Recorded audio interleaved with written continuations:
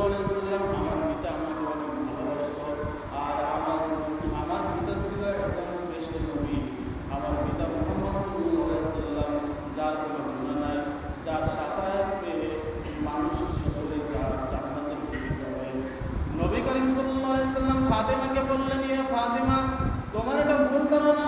তোমাকে যখন কবরের ভিতরে রাখা হবে, কবরের ভিতরে রেখে যখন চলে আসবে সকলেই, তখন তোমাকে যখন ফেরেশতারা জিজ্ঞাসা করবে তোমার আমল কি নিছো, তুমি নিজে কি আমল করছো, তোমার নিজের কি আমল আছে, তোমার ওই আমলটার কথা শুধু জানতে চাইবে।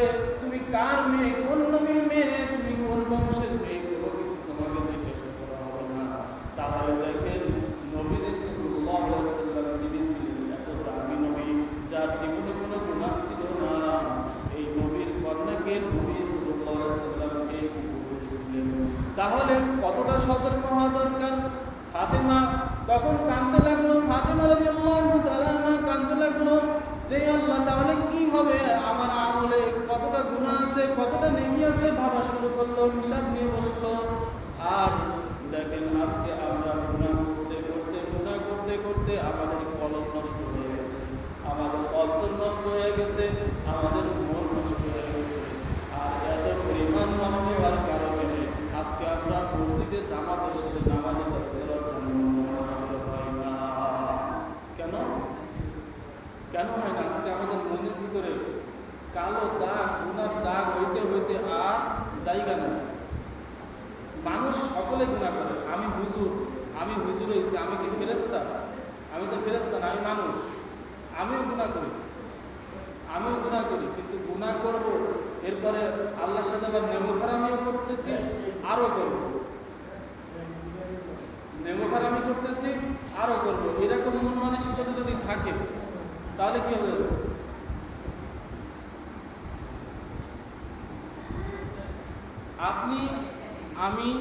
আমরা যখন গুনাহ করি, গুনাহ করার পর ঠান্ডা মাথায় বুঝবো,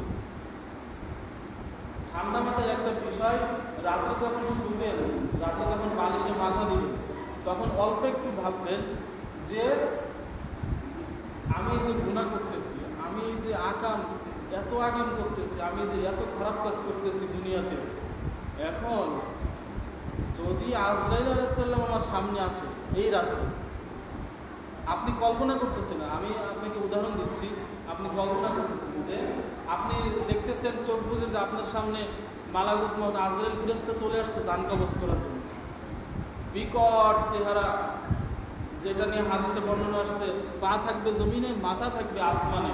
তাহলে কতটা ভয়ানক হবে আজরাইল আলাইহিস সালামের চেহারা, আজরাইল আলাইহিস সালামের দেহ কতটা ভয়ানক, তার আকৃতি, যার চোখ থেকে, হাত থেকে আগুনের ফুলকি বাইর হইতে থাকবে। এবং আরো অনেক অনেক অনেক উদাহরণ আছে আজরাইল আলাইহিস সালামকে নিয়ে, যেটা বললে সময় পার হবে না।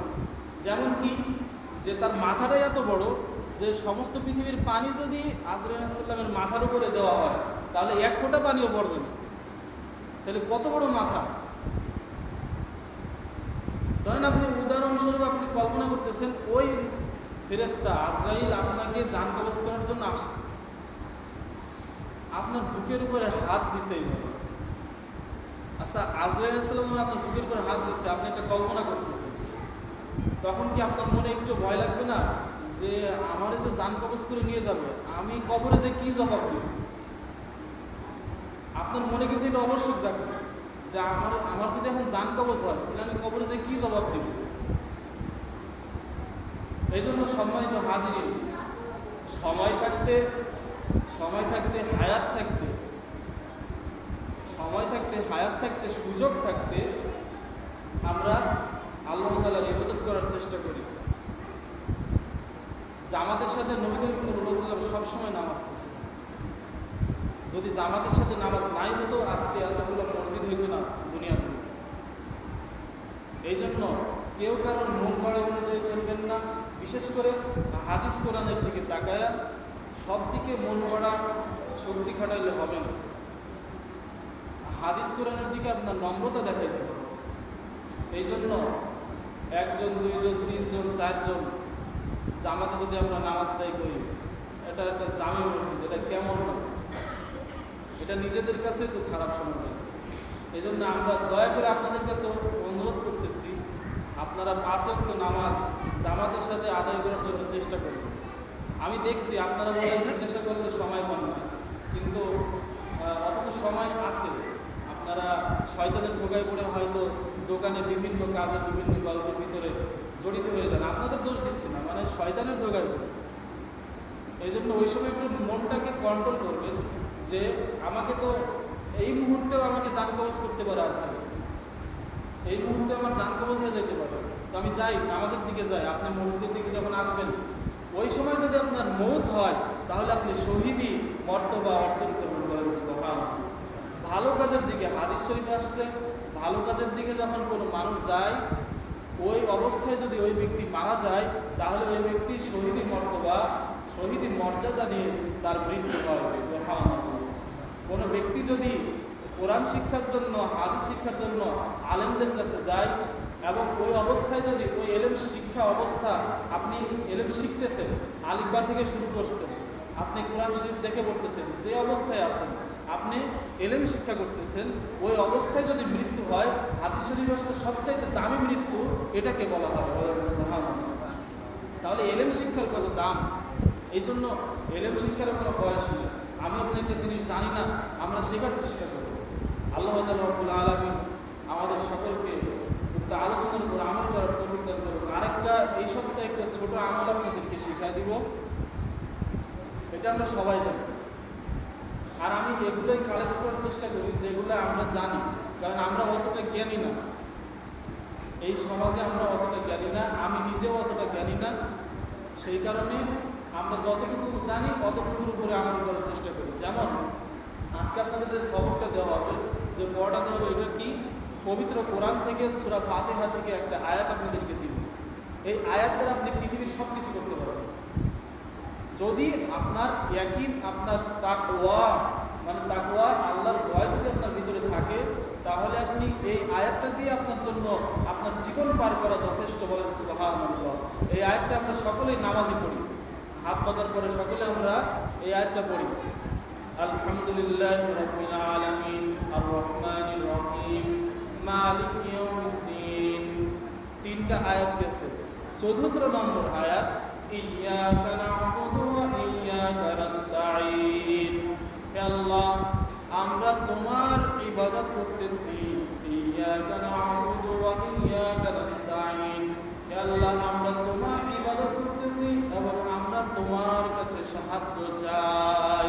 তুমি আমাদেরকে তুমি সাহায্য করো, আমাদের প্রার্থনাকে তুমি কবুল করো, আমাদেরকে তুমি ফিরায় দিও না। কত সুন্দর একটা ছোট আয়াত, ইয়্যাকা না'বুদু ওয়া ইয়্যাকা নাস্তাঈন। এই আয়াত নিয়ে তাফসীর থেকে হাদিসে আসছে যে কোনো ব্যক্তি যে কোনো পেরেশানিতে, যে কোনো মুসিবতে, যে কোনো বিপদে, যে কোনো সমস্যায় যদি কোনো ব্যক্তি পড়ে, তখন ওই ব্যক্তি সেজদায় যাবে। সর্বপ্রথমত সেজদায় যাবে। সেজদায় যে ইয়্যাকা না'বুদু ওয়া ইয়্যাকা নাস্তাঈন, ইয়্যাকা না'বুদু ওয়া ইয়্যাকা নাস্তাঈন, ইয়্যাকা না'বুদু ওয়া ইয়্যাকা নাস্তাঈন। হে আল্লাহ, আমরা তোমার ইবাদত করতেছি এবং তোমার কাছে সাহায্য চাই, তুমি আমাকে সাহায্য করো, তুমি আমাকে তোমার কাছে তুমি আমার এই মনের আশা, তুমি আমার মনের আশাগুলো তুমি কবুল করো। এরকম করে আল্লাহর কাছে আপনি চাইতে থাকবেন। সেজদা দেওয়ার পরবর্তীতে যদি আপনার তাকওয়া ঠিক থাকে, বিশ্বাস, ইয়াকিন ঠিক থাকে, ইয়াকিন মানে কি? বিশ্বাস। বিশ্বাস আর আল্লাহর ভয় যদি আপনার ভিতরে সঠিক থাকে, আপনি ওই সেজদা থেকে যাবেন, যাওয়ার পর আপনি দেখবেন যে আপনার সেটা কবুল হয়ে গেছে। সুবহানাল্লাহ বলবেন না? কোরআনের কখনো মিথ্যা হয়? মিথ্যা হয় না, কিন্তু আমাদের মনের সমস্যা হয় অনেক সময়। এই জন্য আমরা সকলেই আল্লাহর কাছে যখনই কোনো আমরা সমস্যা করবো, পেরেশানিতে পড়বো, আল্লাহর কাছে সেজদায় যে এই দোয়া করে আমরা সবসময় আল্লাহর কাছে সাহায্য চাইব। আল্লাহ